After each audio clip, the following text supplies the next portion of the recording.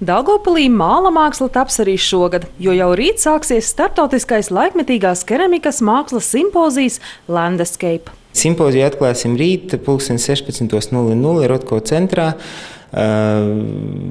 Trešdien, 13. datumā un ceturtdien, 14. datumā notiks dalībnieku prezentāciju vakari 20:00.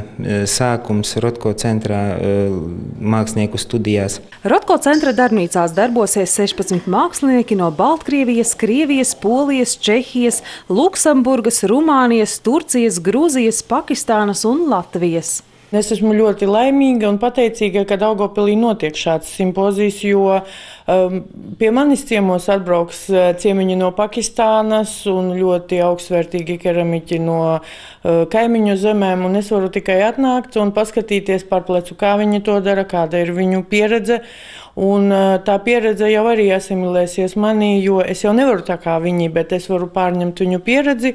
Un es gaidu šo simpoziju, protams. Nozīmīgākā simpozija sastāvdaļa ir eksperimentālo apdedzināšanas tehnoloģiju festivāls, kas notiks 3 dienas no 20. līdz 23. augustam. Tajās dienās simpozija dalībnieki visi kopā izmēģinās dažādas keramikas apdedzināšanas tehnikas, gan tradicionālās, gan mazāk tradicionālas un ierastas, un paši skatīsies un brīnīsies, kas viņiem sanāca. Festivāla laikā notiks raku diena, kurā tiks izmēģinātas dažādas raku apdedzināšanas tehnoloģijas.